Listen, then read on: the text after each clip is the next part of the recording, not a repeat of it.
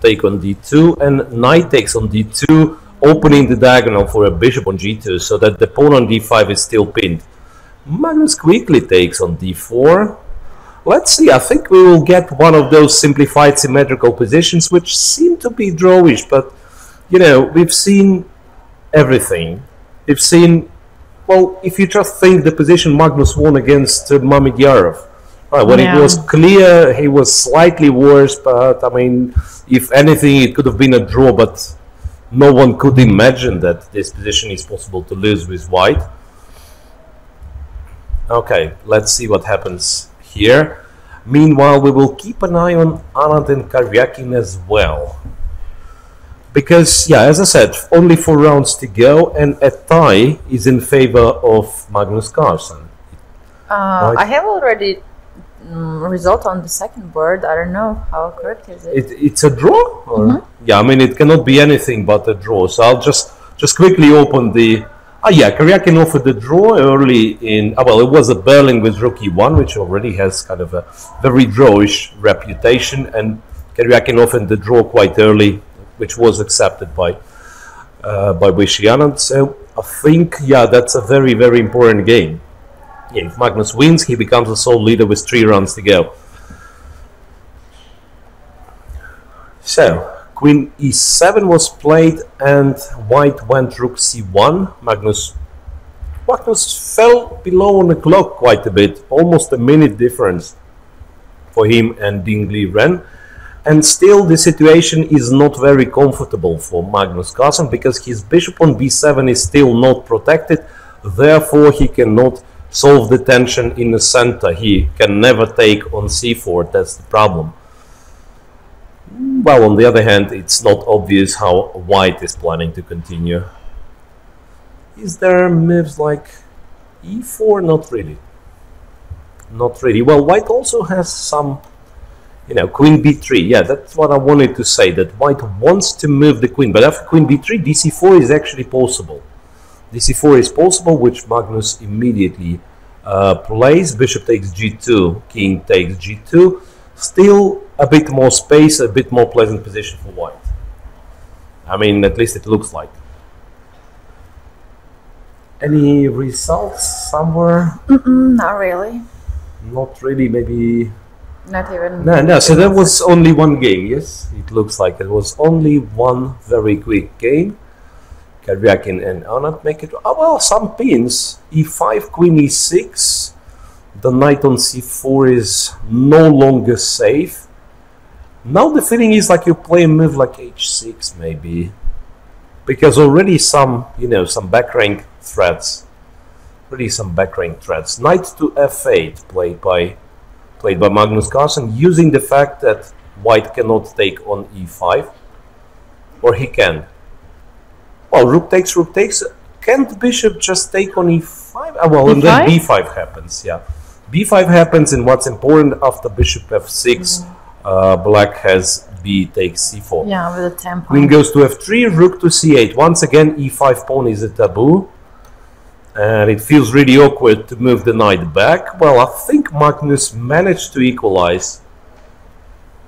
So now the feeling is like white will have to move the knight to e3 maybe. I mean, just if you have to go back with the knight, that means black is doing fine.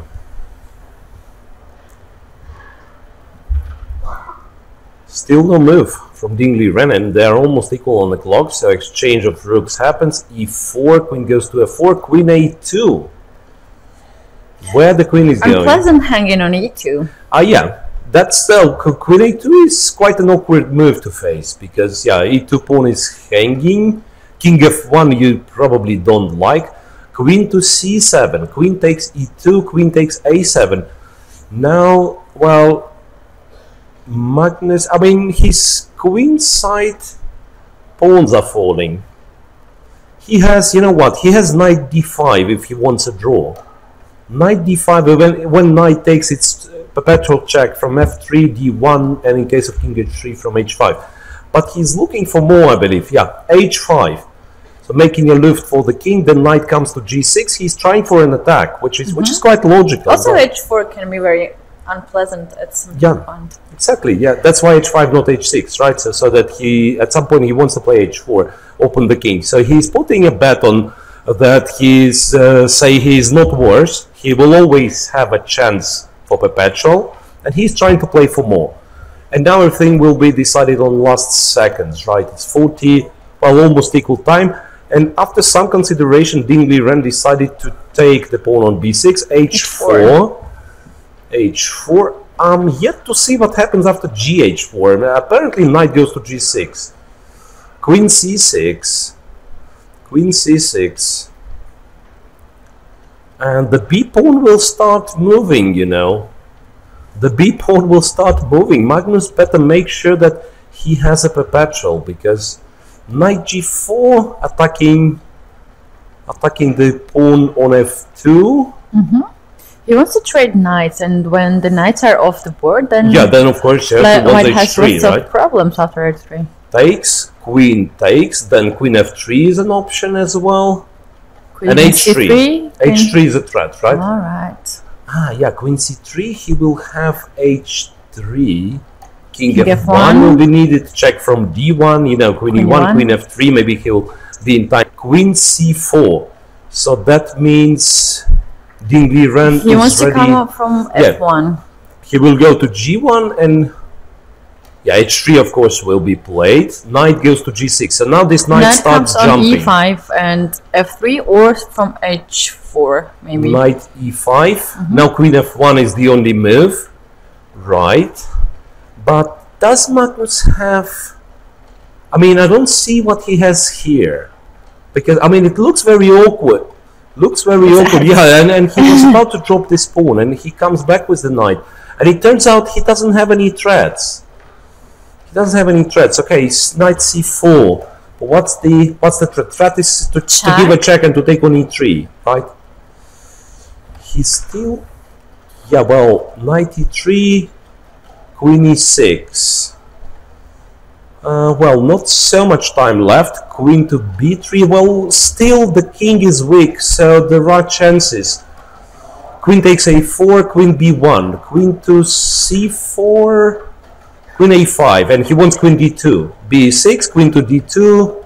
Queen f1 is only move. Queen f1 is only move. Now Magnus certainly has the perpetual. He can try for more, and he does.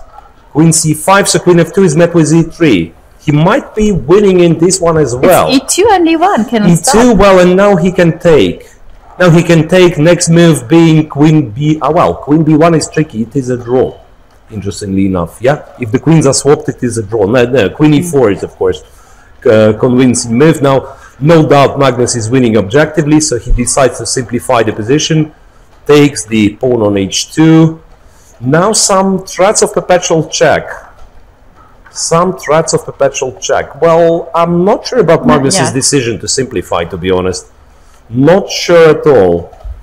A check given. Now king g3, a check, king h4, and white will be... h2. And how about perpetual check? There is no check. No, because e4 square is taken by g2. There is no check on e4.